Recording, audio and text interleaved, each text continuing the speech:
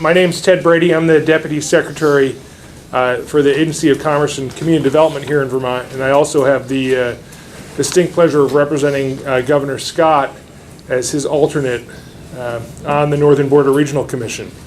We're here today, obviously, with some news about the Northern Border Regional Commission, which I'll give you the real quick nickel tour. The Northern Border Regional Commission was created in 2008 by the Farm Bill by Senator Leahy and his colleagues down in D.C. As a four-state entity: New York, Vermont, New Hampshire, thank you, and Maine. And it's modeled on the hugely successful Appalachian Regional Commission, the Delta Commission, the Denali Commission, these commissions around the country that realize there's a unique federal-state partnership aimed at providing assistance to communities across the country. And that partnership says that the state and the feds are co-equals in administering this entity that administers federal dollars to help the people of these communities invest in themselves, recognizing that rural America needs that kind of assistance.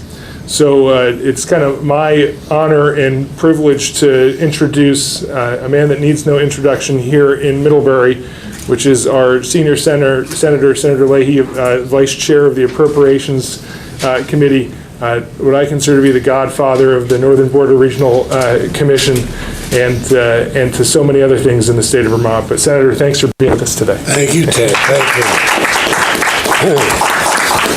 Ted, I want to thank you, and I want to thank Senator Scott for being so active with us also. It was roughly a decade ago I was doing this, and Fred Kenny remembered some of the things that went into putting this together.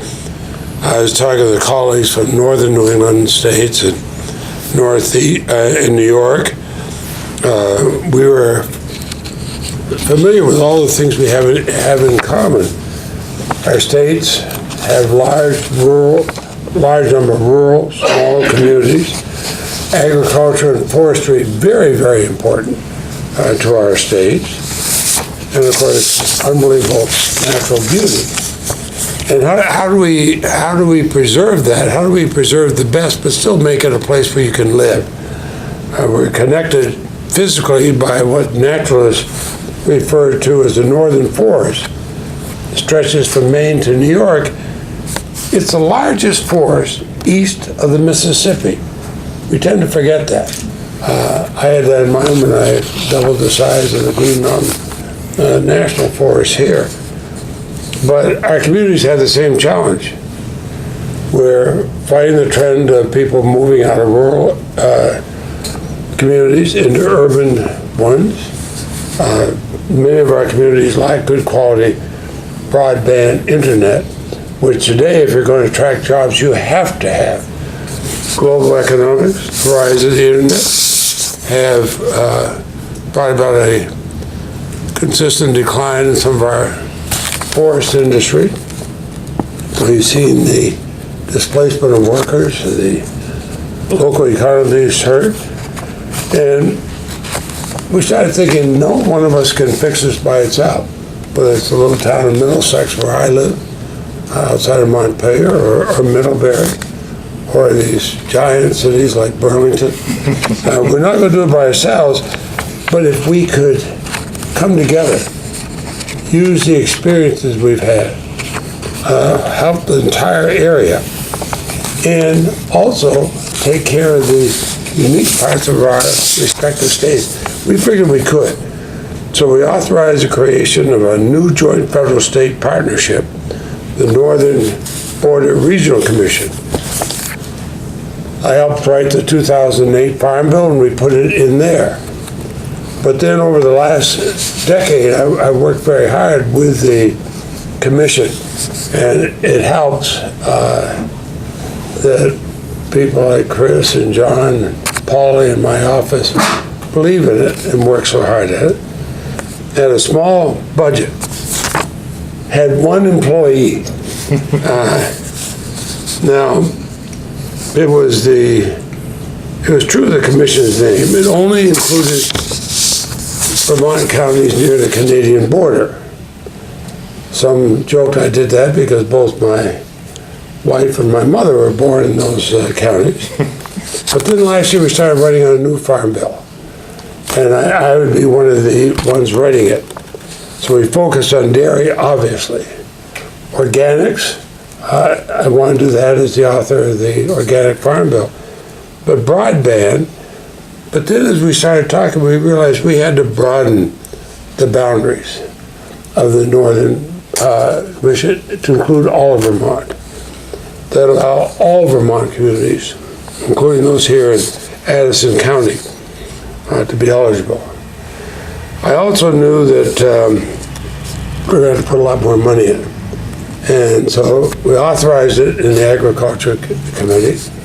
I then went to the Appropriations Committee and we secured $25 million for it, which is a rather substantial increase from where it is. But it'll be successful not because of the money. That's only part of it. It has to have the partnerships that you bring about. It has to have the creativity.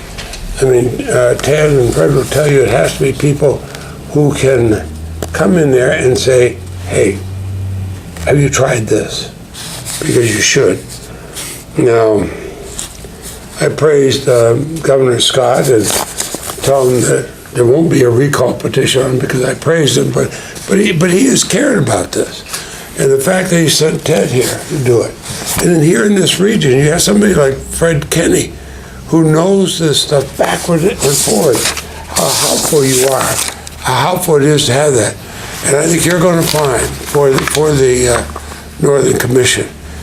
This, I've seen so much of what it's done in the northern counties. Now, let's get the whole state involved. We're all better if we do. So anyway, I'm here to brag about these folks because they're the ones going to do the work. I'll get you the money. They'll do the work. So thank you all very much. Thank you, Senator. It now gives me great honor to introduce our federal co-chair of the Northern Border Regional Commission. So as I mentioned, the way this organization works is each governor from those 4 states and presidential appointee, the federal co-chair, sit as co-equals on this board overseeing how this $25 million that the senator secured is spent across that region. The Governor Scott, currently serves as the state co-chair, elected by his fellow governors across the region. And then we have the federal co-chair who's appointed by the president, Harold Parker, who comes to us by way of Governor Sununu's staff. So a great regional effort and somebody that really understands the needs of rural New England. So Harold, Mr. Federal Co-Chair. I'm just not going to speak after that. I'm going to win while ahead. It's a personal pleasure to be here today, and it's also my honor to represent the Northern Border Regional Commission on the federal side. The Northern Border Regional Commission is becoming a leader in rural economic development due to the strong support of Senator Leahy and the members of the congressional delegations from Maine to New York. Senator Leahy's leadership has expanded the NBRC to all of Vermont, allowing for increased opportunity for economically distressed areas to grow, and it's very much needed in a lot of our areas. Through Senator Leahy's efforts, citizens not just in Vermont, but Maine, New Hampshire, and New York have been given a new avenue to improve their quality of life, and I deeply thank Senator Leahy for his support and continued support of this. Thank you. Thank you. And incidentally, one of the things, Harold was appointed by Governor Sununu. I don't think anybody has ever walked into one of these meetings saying, I'm a Republican or I'm a Democrat. They said, what do we do for the area? And that makes it work. We do the same thing in getting the money and getting the legislation through. It was a group of very serious Republicans and very serious Democratic senators sat down in my office and say, how do we do this? Nobody once referred to their political affiliation. They said, how do we help these states? Yeah, and very true. Thank you. So I want to put a little meat on the bone here for you to understand. As the senator said, he delivered. He delivered $25 million for the commission this year. To put that in perspective, here in Vermont, We know that we will be administering at least $3.5 million roughly this year in Vermont, thanks to that, up a full $1 million over last year in our regular, what we call the state economic impact grants. I got that wrong, I know. But it's really important to know that we have a grant application that will be available within a couple of weeks, actually in early March. We're going to actually put out the call for applications, and folks will have a couple of months to put together their projects. This is really important. Economic development in Vermont and in rural areas doesn't come from the top down. The state doesn't tell a town like Middlebury or a town like Virgins what to do. We obviously can never tell Fred Kenny what to do. I never could when he's in my office. That's what made him so good. Rural economic development starts at the bottom, and it starts at the town level, and it starts with bold leadership and great ideas that bubble up. And what we have a lack of in rural America is capital. We simply don't have enough money coming in to put enough money out from state and local budgets to implement some of these incredible ideas. And so this opportunity is one to leverage a great idea into a project.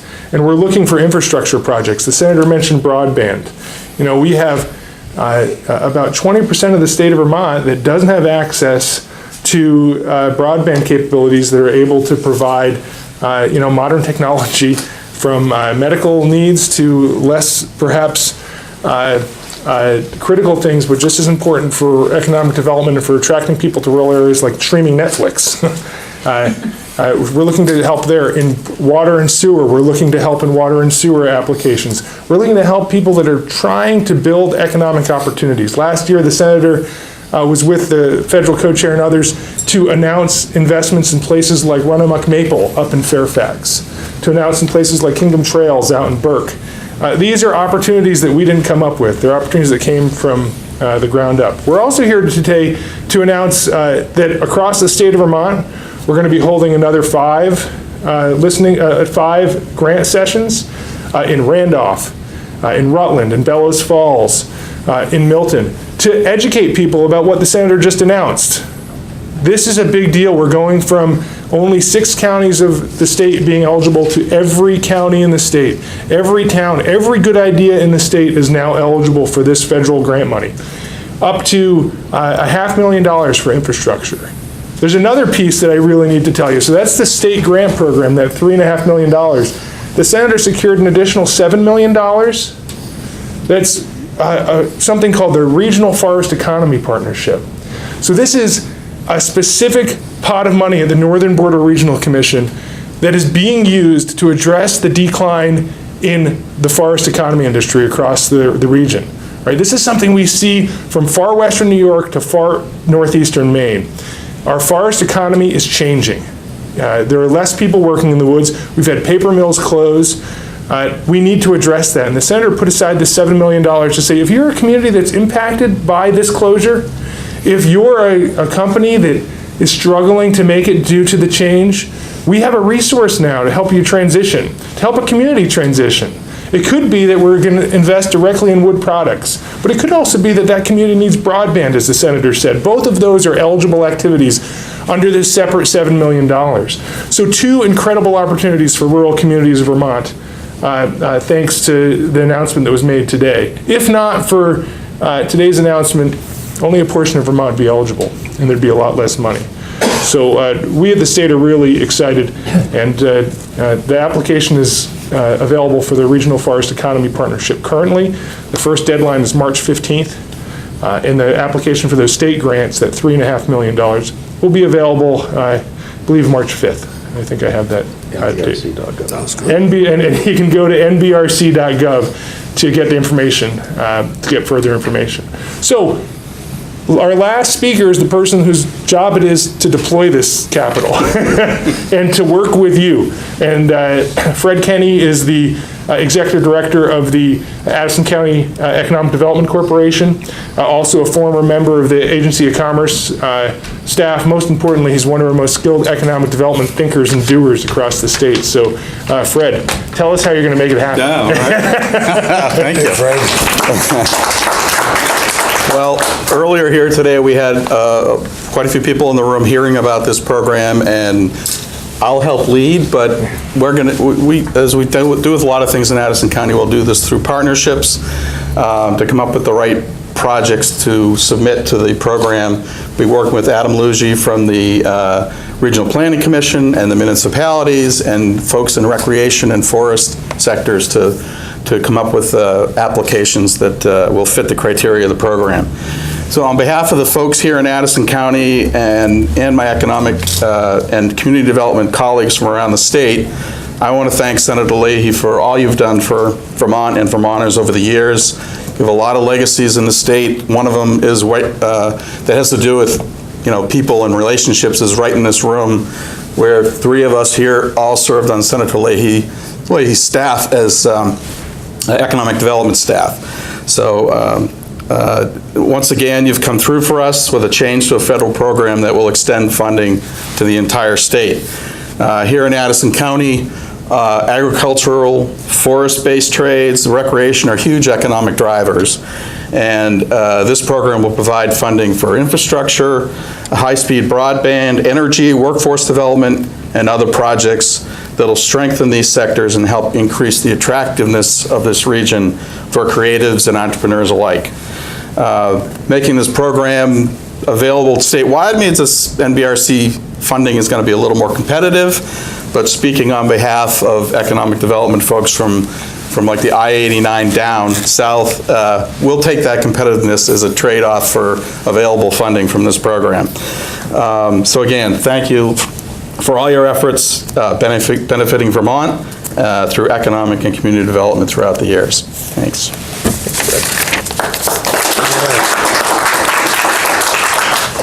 So I think that's the end of the formal presentation. We'd love to take some questions if you have any and try to answer some of them. Can you talk about specific programs that have been successful in previous years? Sure, specific projects, perhaps? Well, as I said, the senator and I were, and the governor were up in Fairfax just last year, where Fairfax, the old Scrabble tile factory, actually made the Scrabble tile up until the 90s out of Vermont wood, had closed.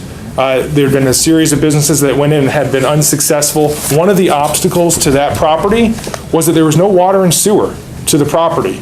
And so a manufacturer couldn't come in and put a substantial number of bodies in that rural community unless you had water and sewer. So the Northern Border Regional Commission was able to award a grant to the Regional Development Corporation up there in the town, as I believe it was actually to the town, in partnership with the Regional Development Corporation, Fred's counterpart up in Fairfax, that led to Run Amok Maple opening and expanding their operation right there in Fairfax. That's kind of our quintessential success story of the Northern Border Regional Commission. But as the senator and Fred mentioned, there are creative economy applications here. Up in the Northeast Kingdom, through places like Catamount Arts, we've managed to help them build infrastructure that's building the creative economy. Up in Newport, we managed to invest in the Bluff Farm project and a trail that goes from the Bluff Farm to downtown, a trail connecting their downtown to this incredible recreational asset on Lake Memphremagog.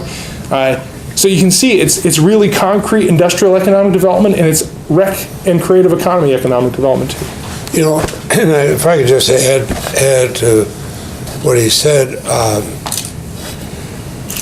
so many of these, and we were talking, Marcel and I were both there at the Run Amok and talking with the governor and others saying, here's this big building, making Scrabble tiles. And most people didn't realize those were made here. Even as a kid, when I played Scrabble, now that's been shipped overseas. Jobs lost. Here's a building in a great spot. Needed things to do what they wanted to do. A whole lot. It wasn't the magic wand. Okay, bing, we're going to put you there. It's the community, the experts figure out, okay, we need this, but then they'll need that, and they did it. Now you have all these people being employed in an area where there weren't jobs, where they have to drive some distance to go somewhere to get a job. Now they drive like from here downtown Middlebury to their job. It's kind of a good feeling. Besides, the product's good. Senator, looking at this map right here where this is expanded, it seems like this has been a bipartisan effort from neighboring states. Can you Yeah. explain, what you did in DC to make this happen? Somebody did a study here recently and said I've passed more bipartisan legislation than anybody else in the Senate. I think it's just because I realize that's what works. When we meet, especially in my office in the Capitol, we'll meet there and we leave our labels at the door. It's not Republicans and Democrats, it's individuals who care. The Farm Bill, you have a conservative Republican as chair, Pat Roberts of Kansas, a liberal Democrat, Debbie Stabenow of Michigan. I worked with both of them, and we put it together because every state has some things that are the same. Every state has rural areas. Remember, Ted, when we talked to New York State, I mean, it's not New York City. Look at the rest of New York State, very rural. So we said, what would work the best? It's not ideology, it's practicality. And I found that, especially with the Appropriations Committee, it's pragmatism and practicality that works, not ideology. I got picked as one of the big four to negotiate after the shutdown, negotiate a new budget. The other Republican is Dick Shelby of Alabama, a very conservative Republican. Also one of my best friends in the Senate. The two, Nita Lowy and Kay Granger, the two from the House, polar opposites politically, but good friends. And we sat down and said, okay, what's best for the country? Not what's best for our political party, what's best for the country? And we got it done. We got it done and put people back to work. That is, I am more and more in a seemingly polarized Washington. The only way it's going to work is when people work together. I work closely with the governor, as I have with all other governors, including even those who ran against me. But I did, because Vermont's tiny. If we're going to have a voice in the national scene, we have to do that. But that may sound like poli-sci 101 to you, and I don't mean it to be that way. It's just that people have forgotten that there are individuals who work together. And we have to do more of that because we have a lot of things, a lot of pressures facing our country. And we have to do it. And we can do it. And I'm happy to be here. I'm pretty thrilled to be part of doing it. Did the program expand to cover all of New Hampshire and Maine as well? And if not, what makes Vermont different? So no, it didn't expand to all of New Hampshire and all of Maine. There's an additional county or two additional counties in New Hampshire and multiple additional counties in New York, but it is not statewide. Vermont is the only statewide Northern Border Regional Commission territory. But if you look at that map, it roughly runs across the same parallel with a few different drops here and there based on characteristics and the needs of those counties. With the additions in New Hampshire and New York, are the qualifiers for applying for the programs the same, or does it depend on where they are in the individual states, et cetera? It depends on the county. There are the economically distressed, as we qualify it, which is a 80-20 federal versus local match. There are the transitional counties, which is 50-50, I believe. And then there is the attainment counties, which is more based on, it's a type of county that you may have a really distressed area in one section of the county, not so bad in the other, so it's based on more of the local economic stats in those counties. The overall qualifications haven't changed, it's just basically the territory expanded. So where should they go to get information? Well, one is Ted's office, and the other thing is the NBRC website, nbrc.gov, the grants for the Forest Economy Grant, and for our normal grant round we have every year. The applications are, or will be shortly, I believe for one of them, Christine, will be there in the next week. One of them's already up. While I have you talking, how do you spell your last name? P-A-R-K-E-R. Okay. There was an informational session here earlier today for local folks to hear about the program. And could I mention this will be a learning process going this part. My Vermont staff will be involved every single step of the way. We can easily be reached anytime. I'm going to be getting feedback from them because next year we'll have another appropriations bill. And as vice chairman of that committee, I want to have a particular interest in it to make sure that the funding is there now, and if we need further funding, we can work on that. I want it to work. This is not just here's some federal money or here's some state money. Thank you very much, goodbye. I want it to make the community better, but I want to create jobs. We need jobs if our state is going to survive as the wonderful state that I was born in, and my grandparents were born in, great-grandparents, on the Irish side. The Italian side immigrated here. You asked a good question about eligible applicants. So this is really important. We're asking every town, every nonprofit organization that does community and economic development across the entire state of Vermont to dial into this program this year, to learn about that program, to attend one of the informational sessions that the agency is holding across the state early in mid-March.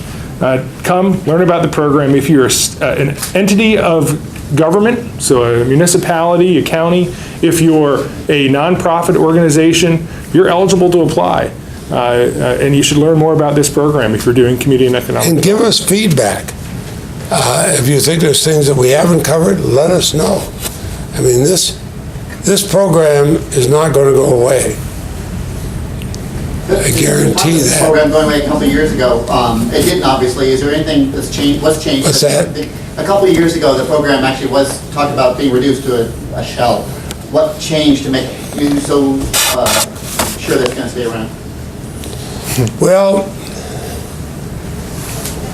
when I first came to the Senate, I had one of the very senior members come up to me and said, "Boy," he did too. He said, "You're the most junior person around here. And this place based on seniority, and you don't have any. You hear me, boy?" I said to Marcel at the time, "We got to change that system." But now that I've studied it, now that I'm the dean of the Senate, and now that I'm vice chairman of appropriations, that old guy was right. It's a good system, and I guarantee you, the money's going to stay there.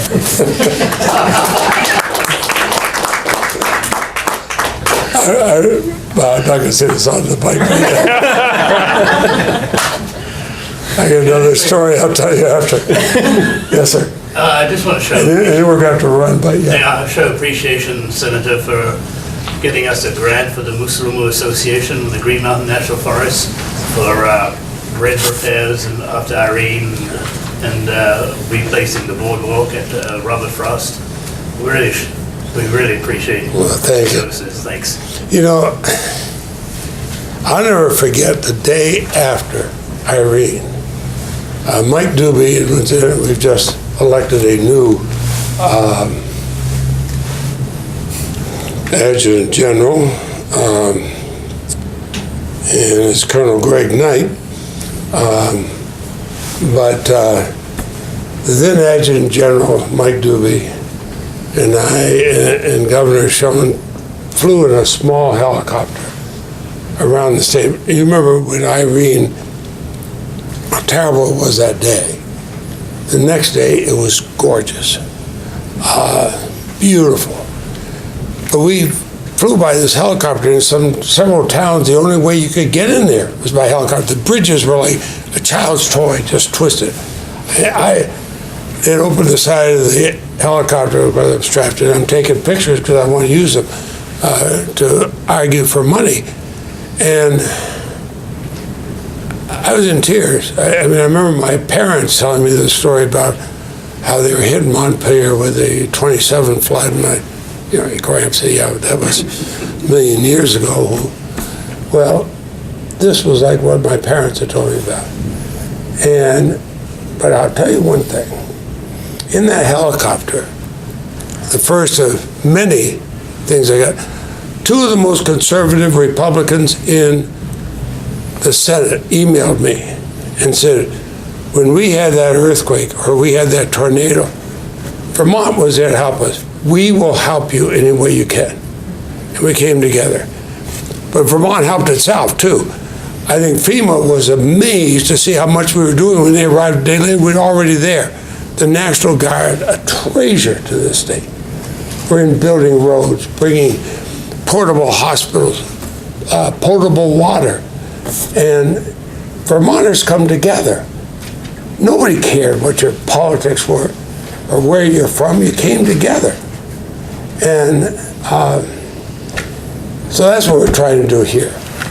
If large urban areas have their own problems, multi-million population, but they have resources. We're unique and special. And to me, this is home. So and to see the wonderful men and women who work on this, boy, Vermont, strong. Thank you. Thank you so much. Senator, may I ask you quickly about Bernie Sanders? We do. He's, Because he lives in Burlington. He's, I enjoy serving with him, and as you know, I said, of course, I'll endorse it. So that was clarify, that was an endorsement on Tuesday. When he Oh, yeah, I mean, he called, we had a long talk today. He announced it. I said, I'll endorse you. I don't know what I can do to help him. He showed me, I think he raised more money a few hours after he announced, and I've raised all the years I was prosecutor and all the years I've been in the Senate. So he doesn't really need my help, but yes, I did. And, you know, we've got some very good people on our side. We're united in one goal. We're not happy with the current president, and so we'll see about replacement. I want to stay out of politics on this because we really have worked hard to keep this whole thing out of politics. And as a result, it works. Okay? Thanks, everyone. Thank you. Thank you.